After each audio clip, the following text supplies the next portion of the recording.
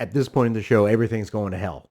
At Earth, the Borg Starfleet has destroyed space dock. Space dock has fallen. Planetary defenses have fallen.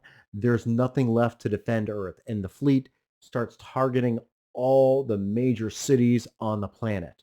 The Titan loses its cloak. How did that happen? Well, the assimilated crew have escaped the transporter room, and the LaForge sisters go and phaser blast the cloaking device.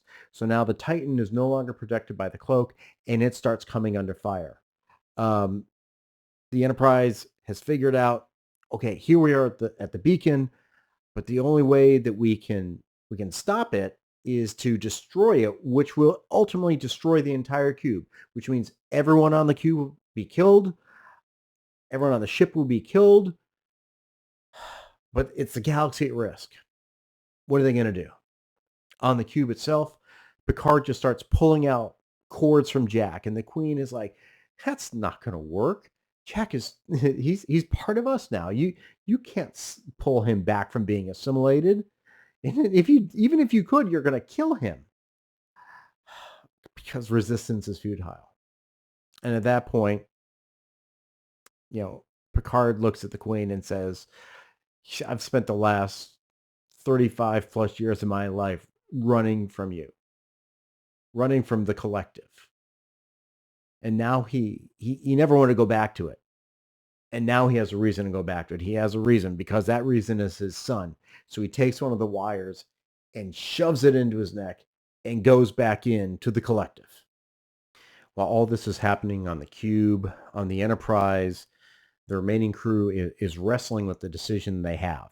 They know that if they launch phasers and photons at the beacon, it's going to set off a chain reaction. It's going to destroy the cube and destroy everyone on board. Beverly says there has to be another way, and Deanna's like, there is not. We have no choice here. The galaxy's at risk. Everyone knows the galaxy's at risk. If they wait any longer, the collective is going to wipe out Earth, and continue just to assimilate and annihilate planets. And it's Beverly's looking at the death of her son, um, and she's the one really struggling with it, obviously. And this is another nice moment where a lot is said with nothing being said. Geordi just looks at Beverly, and she just quietly nods.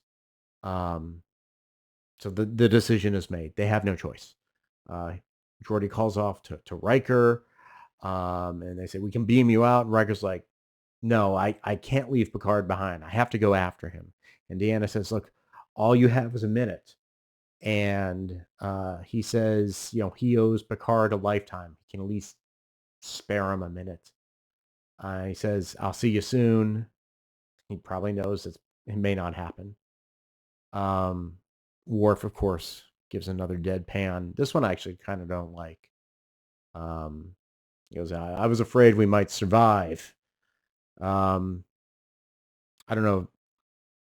I like I said, I've liked Worf's deadpan comments, but I feel like the seriousness level of the drama is now reaching the point where it's like maybe the humor is not needed at this point. That's just stylistically me looking at it. So Riker and Worf continue going down, going after Picard. They go to that area where communication is lost, and as they come in, they see as Picard takes that wire and jams it into his neck. Now we're in another, I'm going to call it the mindscape scene, kind of like the same thing we had with Data and Lore, except this is the Borg mindscape, and Picard finds Jack. And Jack is hearing all the voices of all the assimilated people and welcoming him, and he feels joyful. He doesn't feel any loneliness. He doesn't feel any fear. But Picard's like, "This is not real. This is the Borg. Um, this is not about reaching some euphoric level, any perfection. This is nothing but death." Um, and this is, again, this is a really good scene. because we get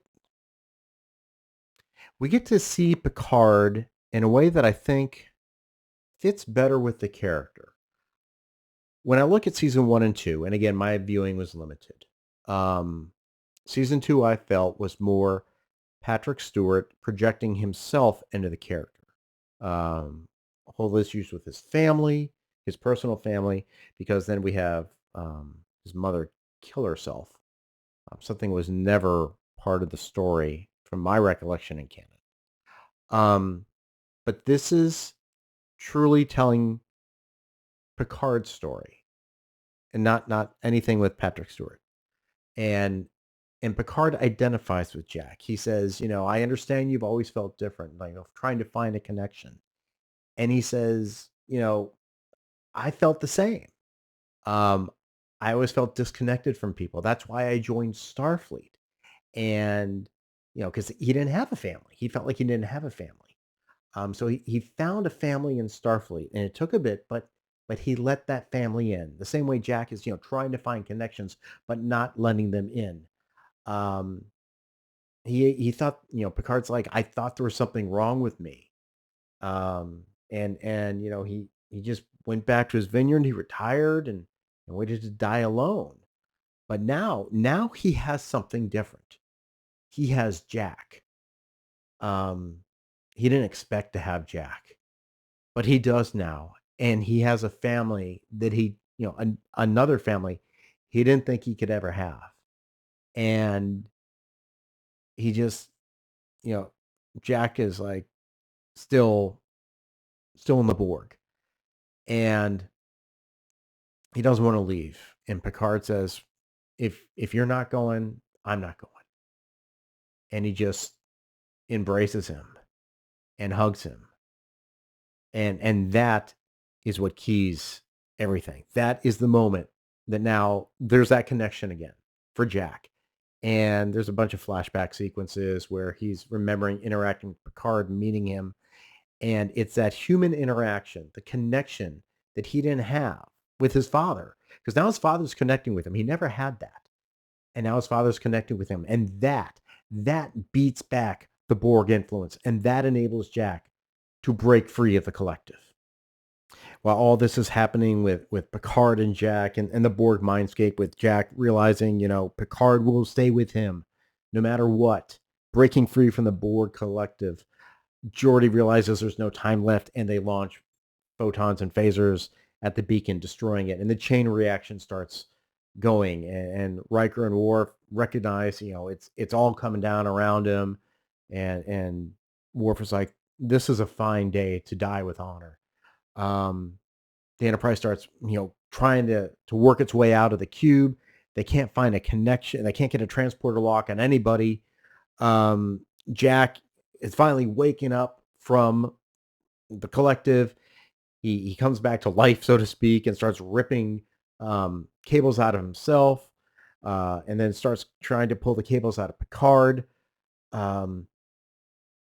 Riker speaks aloud. He says Imzadi. He says, I've always loved you, and he'll see you. He says, I'll see you soon with our son, which is this is a good moment for Riker too, because it calls back to where he lost faith, where he thought there was nothing. So now, again, as I said earlier in the season, his faith is restored, and he knows there's something beyond, and he now believes that he will see his son again. So while he will be leaving this world and leaving his wife and daughter, he will be with his son, and they will see each other again in the future. Now that connection, Troy senses that. So the empathic Troy, the connection she has, empathic connection she has with Riker, she knows where they're at. So she jumps to Khan, and I'm going to break quick here because I gotta do something humorous, because seeing all this gets me sometimes. It's because I'm an old fan and I like it. We should never let Troy drive the Enterprise. Go back to Generations.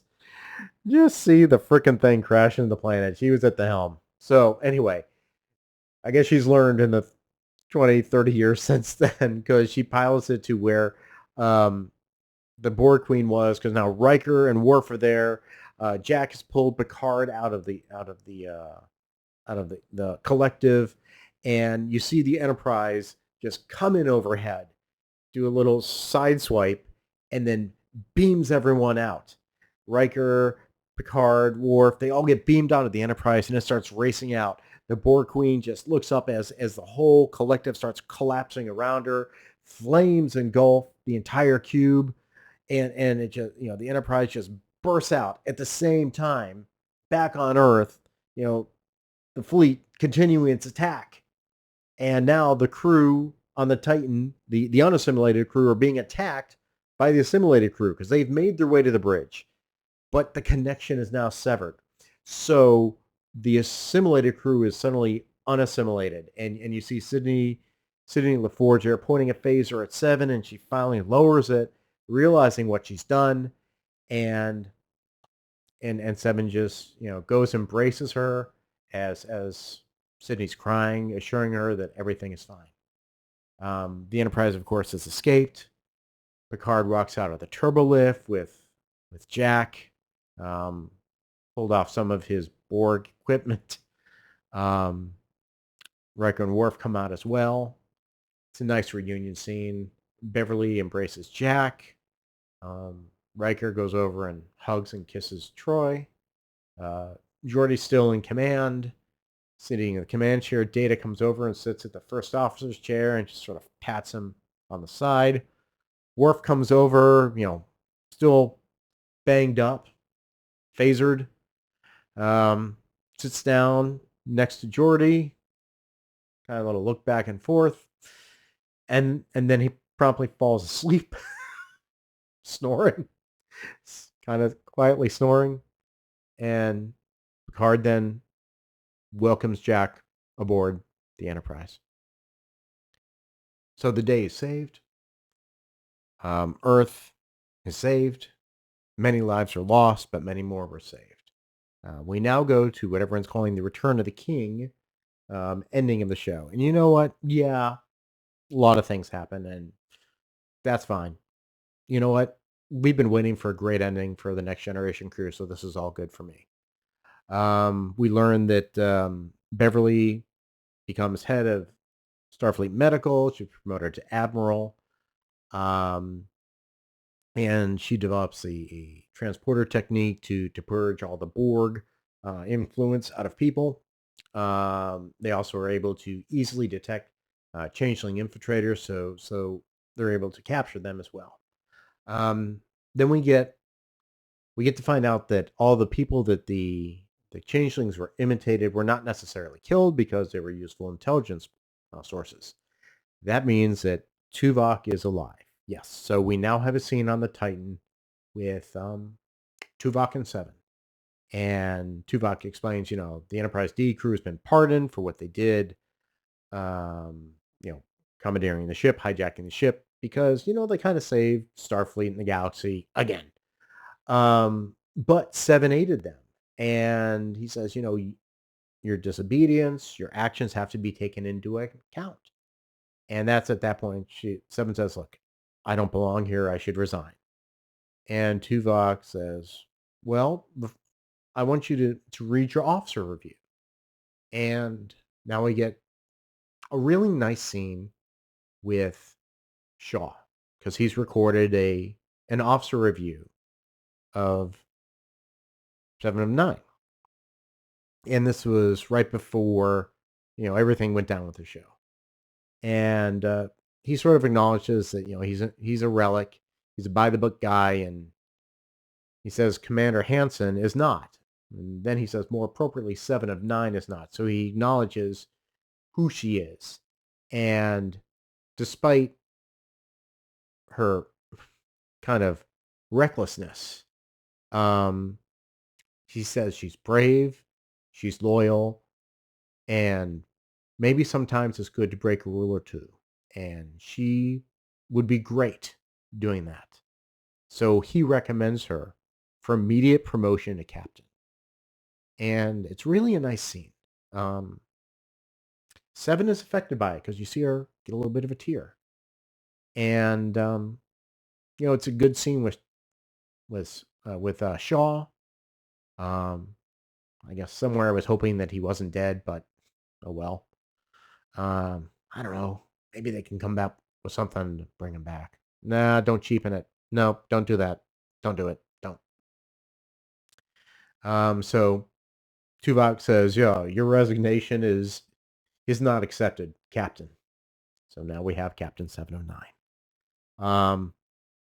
Another thing we have to wrap up is Raffi.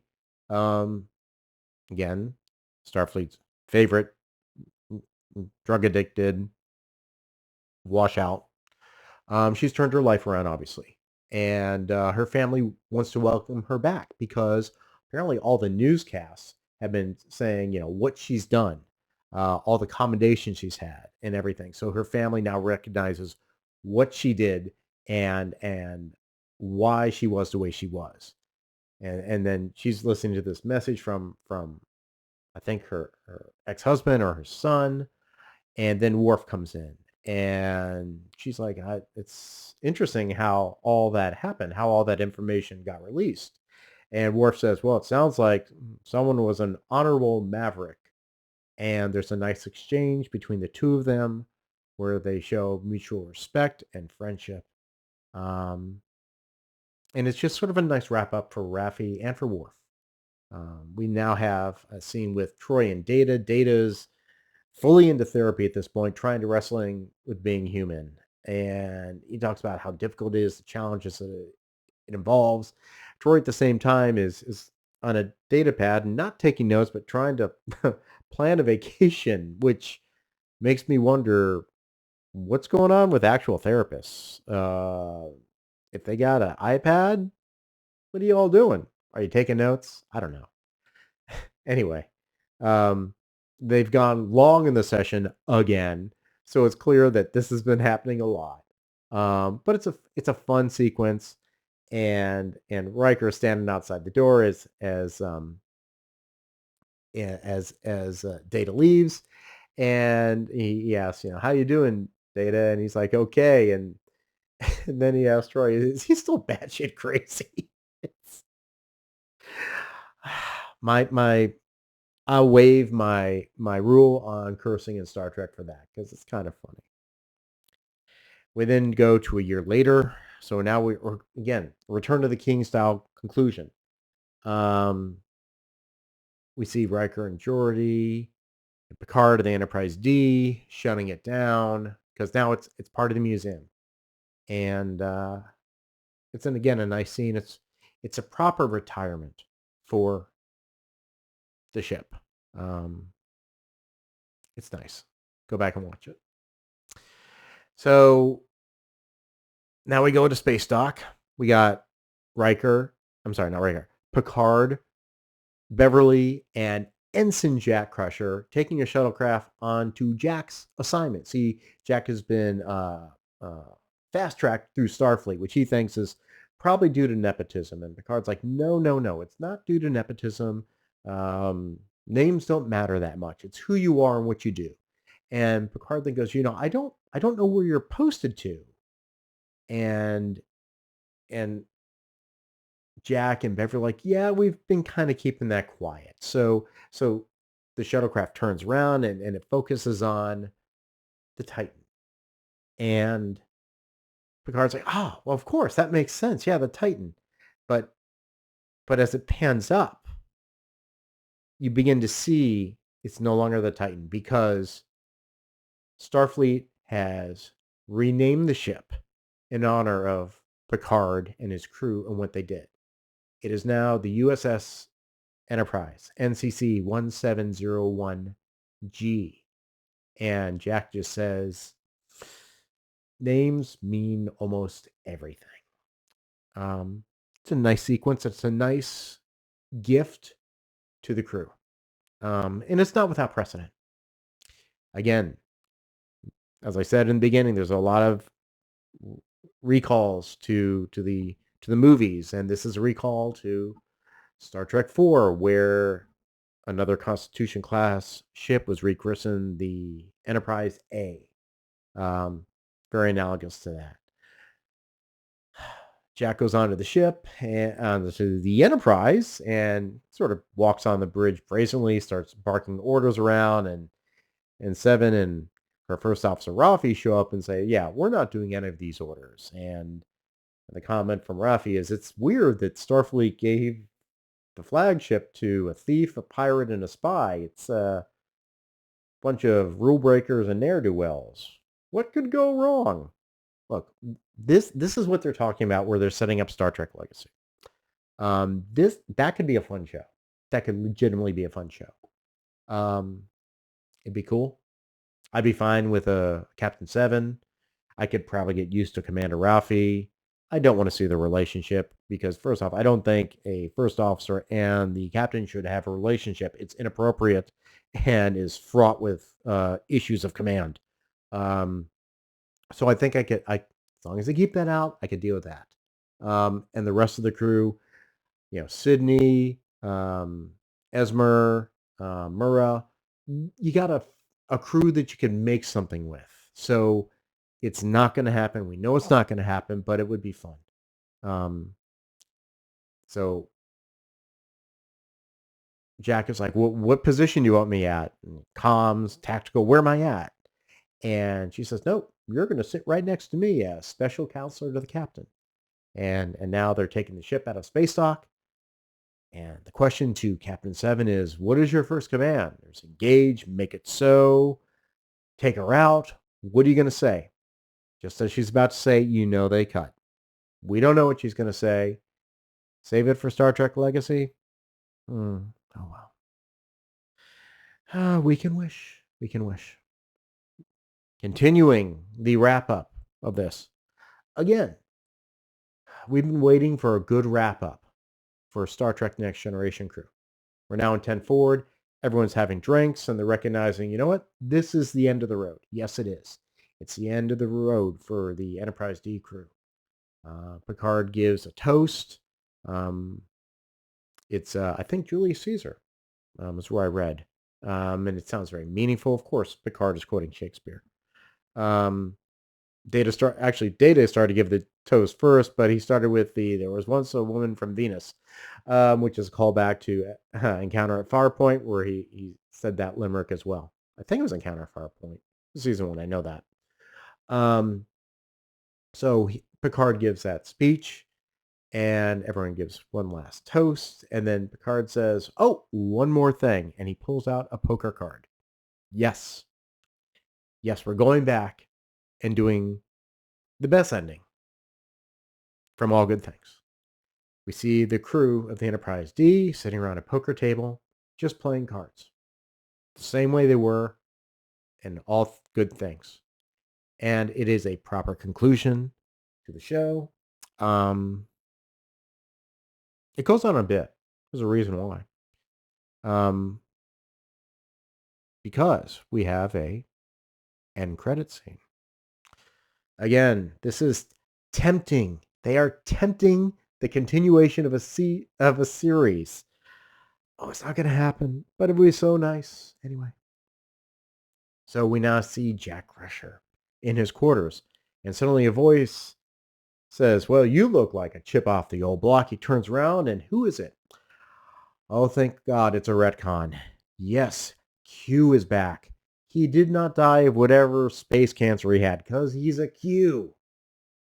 What were they doing in season 2? I don't know. And Jack's like, "Aren't you dead?" "I know who you are, Dad. My dad told me all about you. Aren't you dead?" And Jack's like, Q's like, "You mortals think so linearly." And he says, "Well, Picard's humanity trial was over. That was only for Picard. The trial for you has just begun." So, again, it lays out a great opportunity for another series, which we're not going to see. I know I went long. I know I went long on this. There's no way I could do this short. And I'm sorry. But this has just been 10 great episodes. giving old Star Trek fans the Star Trek we loved, the Star Trek we've missed. And in the beginning, when I started watching these, I said, this is like we've been walking in a desert forever without a drink of water. We found an oasis. It's not going to last long, but we're going to enjoy it as long as we can. And I really think that everyone showed up and did a freaking awesome job. All the crew was back and they were playing the roles just like they did before. It was welcome home for everyone. And it was our Trek family back. And this was the send-off they always deserved. Oh, God. Not going to watch it next week. That's going to suck. Well, I'm going to watch it because I'm going to watch it and talk about it with my friends who haven't seen it yet. Again, that to me is the gift of this show, that I get to enjoy it again with my friends, the same way we used to do back in college. We just sit around the TV in a dorm room in an apartment. Hell, we were playing Star Trek role-playing game at the same time. We'd take a break to watch Voyager and then go back and play our own game. That's what we did. That was fun. That's what geeks and nerds love to do. Just to debate the show. Not any bullshit about wokeness or identity or any of this crap. Just give us a good story. That is what Terry Metalis and the crew of this season did. And thank you so much for that. That was just freaking awesome. Yeah, that's it. Questions, comments, witticisms down below. Click like, click like, click subscribe, click share. There are always possibilities. I'll see you next time.